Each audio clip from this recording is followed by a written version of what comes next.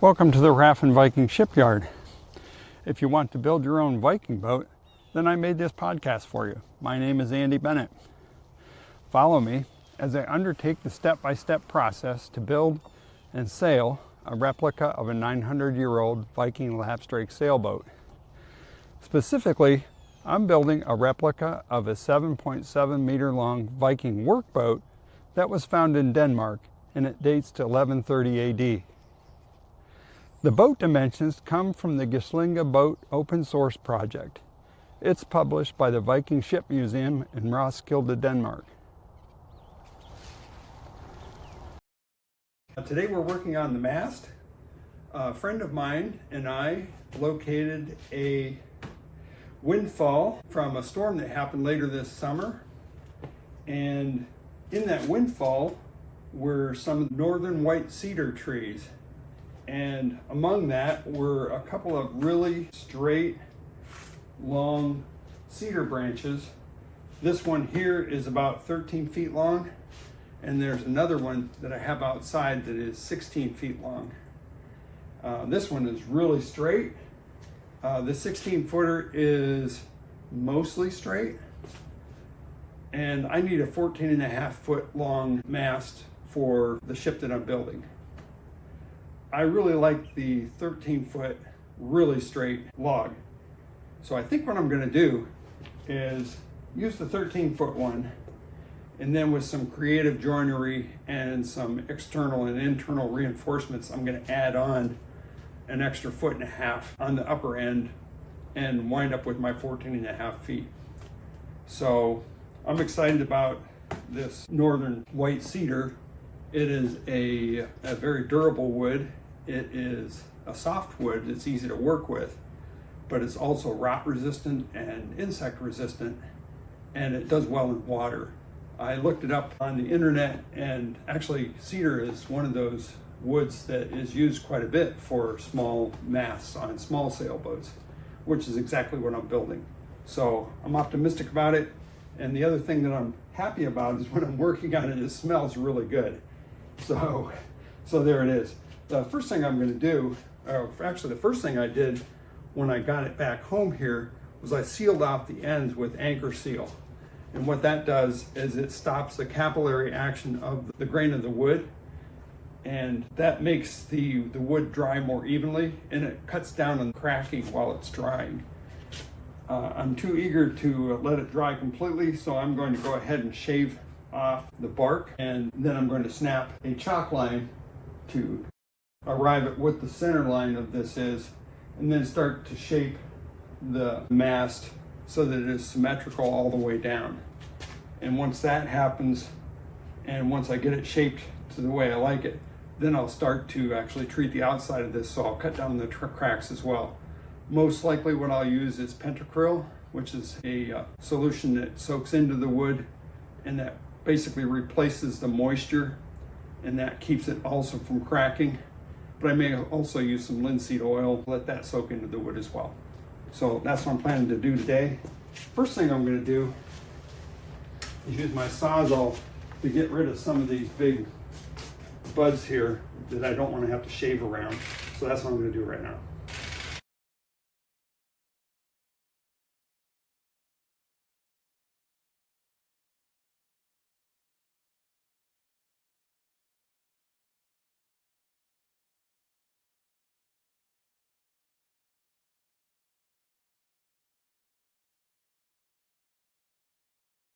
Good. Now it smells like a cedar closet in here. Taking the bark off with a shave knife with northern white cedar is really quite easy. You just put it on there and it comes right off.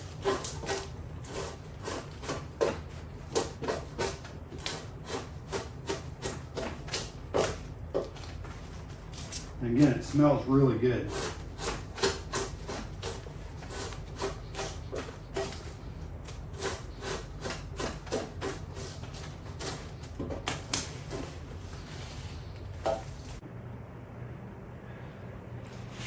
Okay, this piece is the top of the mast.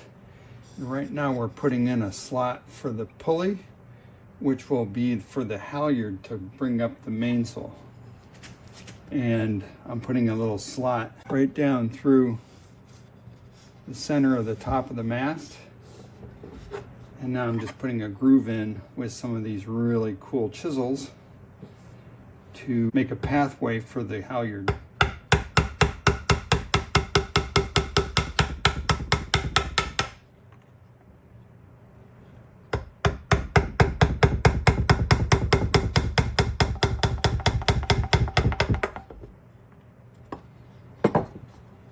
It'll have a pathway to go through when it goes into the pulley. I'll widen that out, smooth it out, and then the pulley will get fastened in there.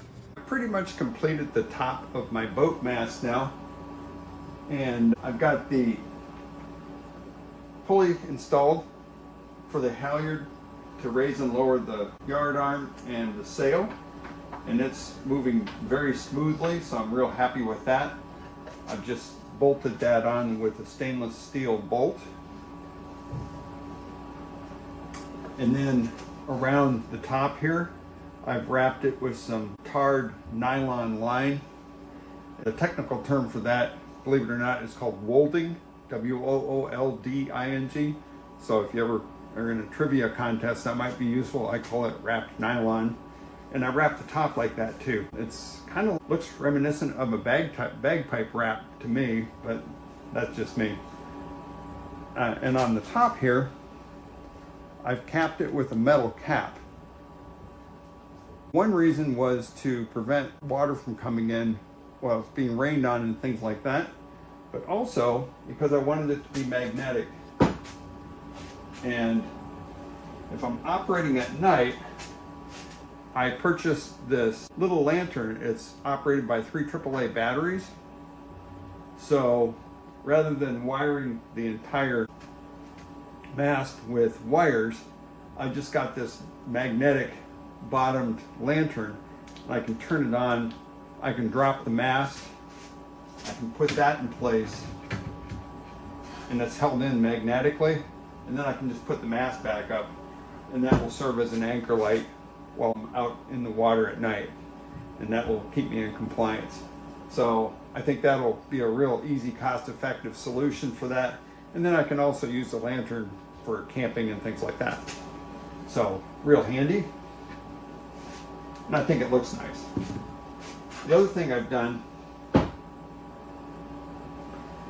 is I've made a little rod out of fiberglass, and I'll talk a little bit more about how to make this. It's for a pennant, and this rod can go right in the top here. It just mounts in the top in the hole, and then I will just temporarily zip tie this in place, and I can have a little bit of color at the top of the mast while it's sailing. It'll be like a wind direction indicator, and also it'll look cool. So that's the top of the mast. I will attach it to the rest of the mast with this block here, and then I will attach that with some steel bolts, and I'll put some more wolding on in a couple sections there to cover up the bolts so that it will look nice, and that will also smooth the yard arm as it's going over so it won't catch on any of the bolts on the way across. So that's what I'm doing with the top of the mast.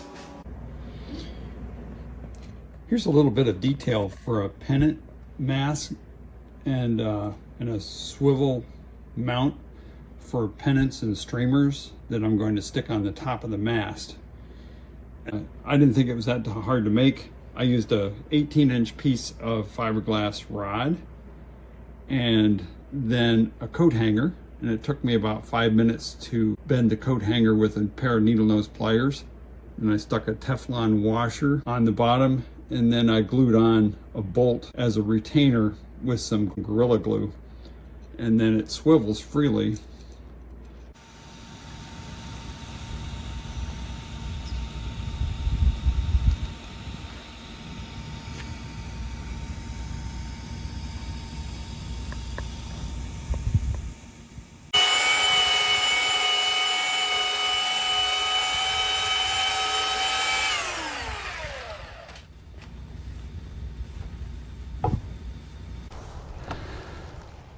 total costs for the mast project were $122.